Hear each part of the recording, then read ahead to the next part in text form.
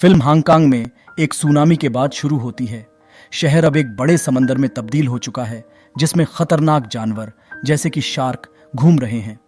यह तूफान लोगों पर अचानक ही आया और अफरा तफरी मच गई, जिसने आधी आबादी को मौत के घाट उतार दिया। लोगों ने अपने और अपनों को बचाने की कोशिश की, लेकिन सिर्फ कुछ ही लोग सफल रहे। जिन लोगों ने तुरंत ही लंबी इमारतों की छतों पर शरण ली, वहीं बच पाए। अचानक प्रमुख किरदार आशा एक डरावने सपने से जाग जाती है। गम के बावजूद वह हिम्मत जुटाकर अपना दिन शुरू करती है। आशा पिछले 5 सालों से एक इमारत में फंसी हुई है, जो डूबे हुए शहर के बीच में स्थित है। सुनामी के बाद से इमारत खाली है और कोई भी उसके आसपास नहीं है।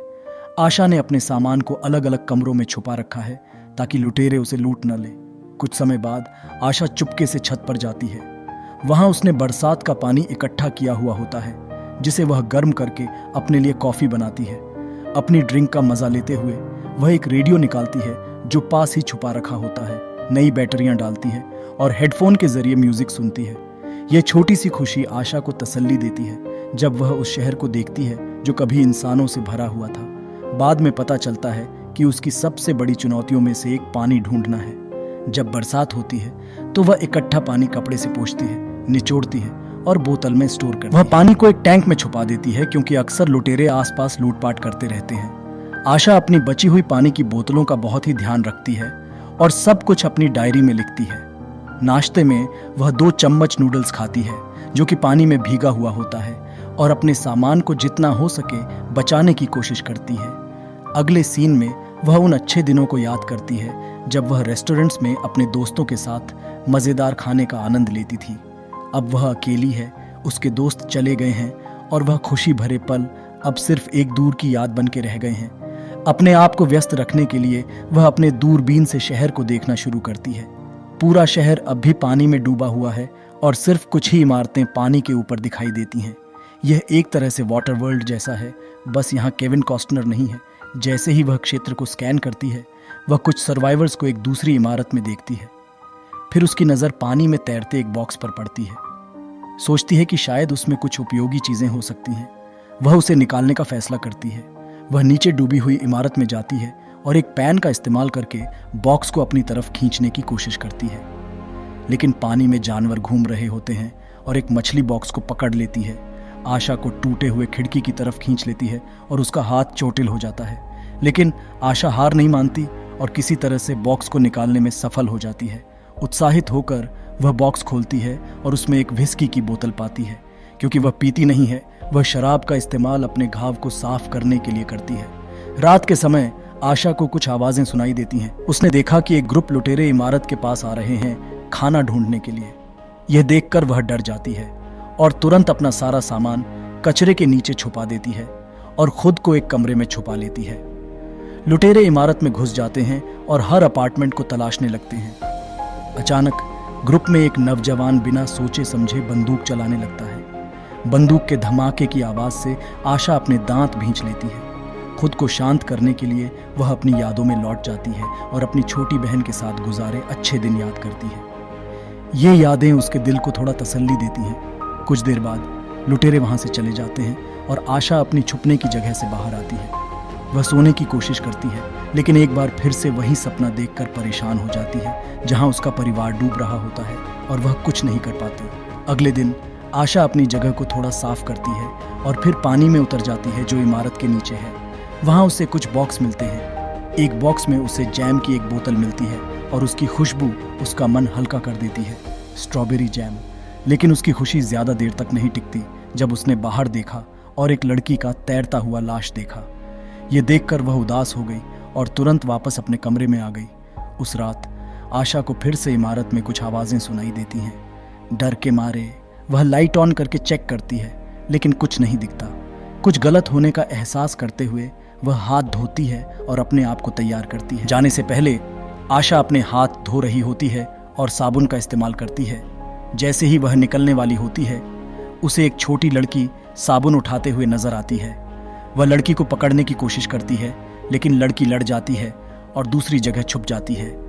इस पल आशा को समझ आता है कि यह वही लड़की है जो उसने पानी में डूबती हुई देखी थी, लेकिन यह लड़की जिंदा है और इमारत के अंदर छुपी हुई है। अगले दिन आशा लड़की को ढूंढने के लिए बाहर जाती है और उसे एक कमरे में सोफे पर सोती हुई पाती है।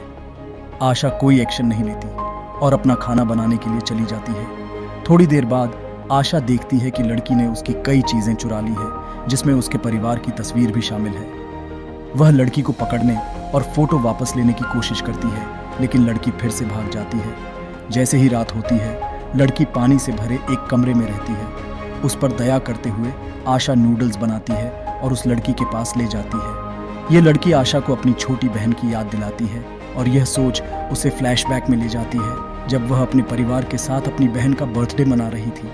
आशा को याद आता है कि उसने अपनी बहन को एक तोहफा दिया था और उसके बाद उसके माता पिता ने उसकी बहन को एक पारिवारिक नेकलेस दिया था।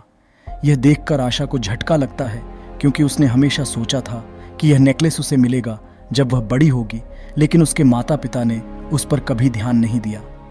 गुस्से में आशा ने रूम छोड़ दिया था। जब आशा अपनी यादों में डूबी होती है, हम देखते हैं कि वह वही नेकलेस पहनी हुई है। इस बीच लड़की नूडल्स लेने से इनकार कर देती है, लेकिन जैसे ही आशा वापस अपने रूम में जाती है, लड़की अपना मन बदलती है और भूख से वह नूडल्स खा लेती है।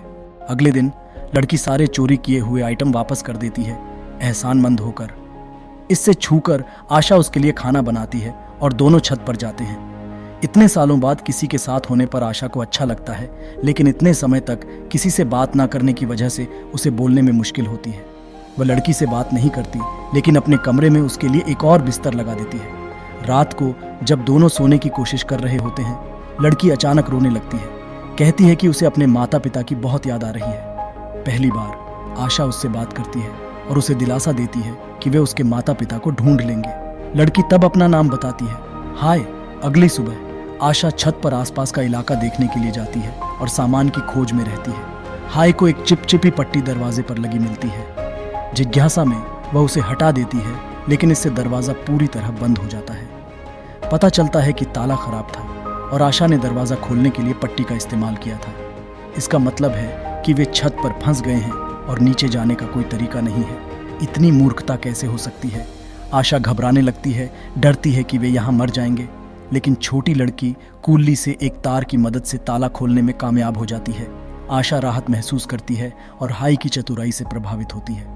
हालांकि वह लड़की को चेतावनी देती है कि बिना बताए कुछ भी न छुए और चुप रहे, ताकि लुटेरे उन्हें न पकड़ सके। वह जोर देती है कि उसने सब कुछ सावधानी से सेट किया है और उन्हें सतर्क रहना होगा। बातचीत के दौरान हाई पूछती है कि अगर लुटेरे आए तो वे क्या करेंगे। ऐशर ने उसे समझाया कि एक सुरक्षित जगह है जहां वे छिप सकते हैं, और साथ ही साथ यह भी स्पष्ट कर दिया कि वे भाग नहीं सकते, क्योंकि चारों तरफ का पानी बहुत खतरनाक हो गया है। रात को ऐशर को पता चलता है कि जो नेकलेस वह पहनी हुई थी वह गायब है। यह उसकी छोटी बहन की याद का आखिरी निशान था, इसलिए वह उसे ढूंढने के लिए बेचैन हो जाती है। उसे लगता है कि हाई ने चुराया होगा तो उससे सामना करती है, लेकिन यह सुनकर छोटी लड़की नाराज हो जाती है, अपना सारा सामान उठाती है और दूसरे कमरे में चली जाती है।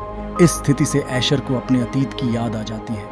उसके माता पिता हमेशा उसकी छोटी बहन का पक्ष लेते थे, उसे पहले सब कुछ देते थे। इस पक्षपात की वजह से ऐशर को गहरी जलन होती थी और उसका अपनी बहन और माता पिता के साथ रिश्ता खराब हो गया था। उसने अपने माता पिता और बहन को मार दिया था। अगली सुबह ऐशर देखती है कि हाई पीने के पानी से कपड़े धो रही है और उनकी कीमती आपूर्ति बर्बाद कर रही है। यह देखकर ऐशर और भी परेशान हो जाती है, लेकिन कोई कार्रवाई नहीं करती।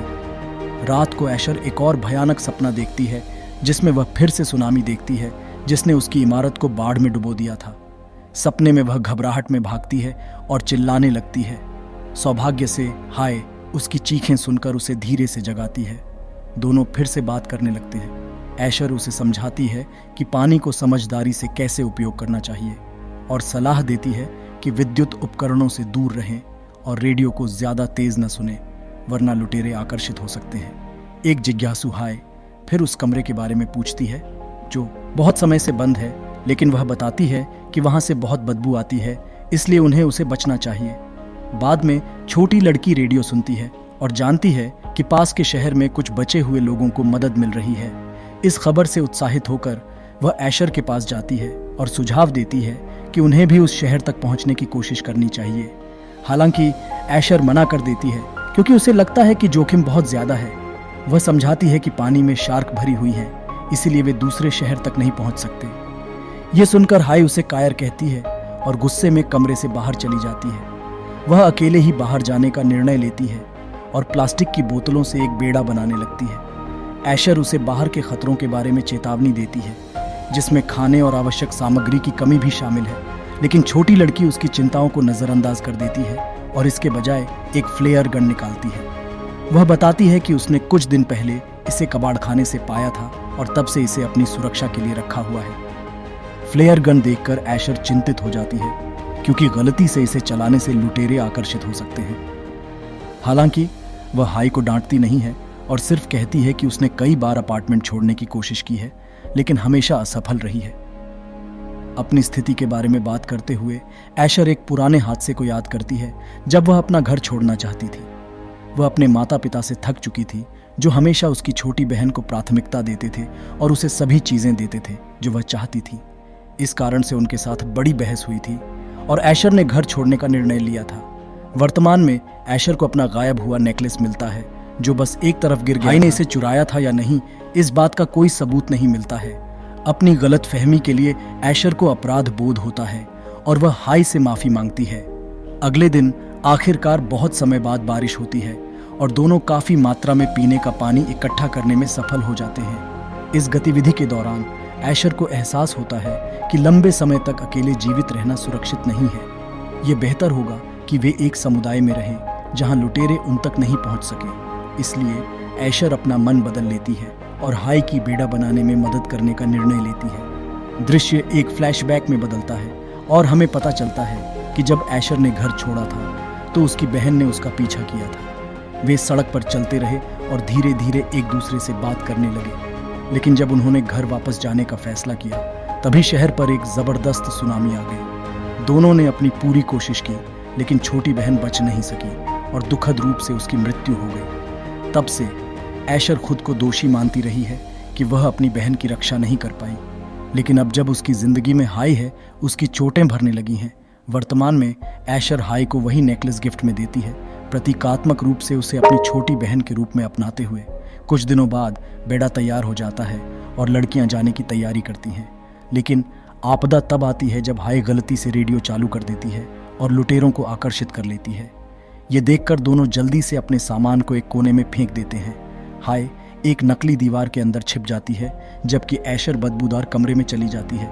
जल्द ही लुटेरे आते हैं और तलाशी लेना शुरू कर देते हैं। लुटेरों ने उन खाने की वस्तुओं को ढूंढ लिया जो ऐशर और हाई ने छोड़ रखी थी और उन्हें समझ में आ गया कि कोई अपार्टमेंट में रह रहा हो सकता है। दुख की बात है कि उन्हें हाई को दीवार के पास छिपा हुआ खोजने में ज्यादा समय नहीं लगा। जैसे ही ऐशर को हाई की चीखें सुनाई देती हैं, उसे अपनी बहन के खतरे में होने और सुनामी के दौरान उसे बचाने में असमर्थता की यादें सताने लगती हैं। वही गलती न दोहराने का संकल्प लेते हुए ऐशर कार्रवाई करने का फैसला करती है। वह फ्लेयर गन पकड़ती है और अपनी छिपने की जगह से बाहर आती है। वह इसे एक लुटेरे पर इस्तेमाल करती है और उसे मार देती है। इसके बाद ऐशर एक जाल बिछाती है और बाकी लुटेरों को लुभाने के लिए रेडियो चालू कर देती है। जैसे ही कुछ लोग उसकी ओर बढ़ते हैं, ऐशर उन्हें देखकर हमला करने का मौका पाती है। वह गिटार से सिर पर वार कर एक और आदमी को मार देती है, लेकिन समूह का नेता और अधिक लोगों को उसे खोजने के लिए भेजता है। ऐशर फिर से उसी बदबूदार कमरे में लौटती है जिसमें उसने पहले छिपने की योजना बनाई थी। यह पता चलता है कि उसने लुटेरों को डराने के लिए जानबूझकर वहां लाशें रखी थीं। जब उनमें से एक कमरे में प्रवेश करता है तो ऐशर लाशों का इस्तेमाल उसे डराने के लिए करती है और फिर उसे भी मार देती है। इसके बाद वह उसका चाकू लेती है और सावधानीपूर्वक एक एक करके बाकी लुटेरों को मारना शुरू कर देती है। अंततः ऐशर समूह के नेता तक पहुंच जाती है और उनके बीच एक जबरदस्त लड़ाई होती है। संघर्ष के दौरान तीनों ऐशर, हाय और नेता पानी में गिर जाते हैं। यह जानते हुए कि पानी में शार्क है, ऐशर जल्दी से हाय को एक सुरक्षित जगह ले जाती है। थोड़ी देर बाद एक बड़ी शार्क प्रकट होती है और नेता पर हमला करती है, उसे तुरंत मार देती है। ऐशर और हाय फिर लुटेरों की नाव पर चढ़ जाते हैं, जो सौभाग्य से खाद्य पदार्थों और अन्य आवश्यक आपूर्तियों से अच्छी तरह से भरी हुई है। अगली सुबह ऐशर मुस्कान के साथ जागती है। इतने लोगों को मारने के बाद भी वह और हाय अब एक नई जिंदगी की उम्मीद कर सकते हैं।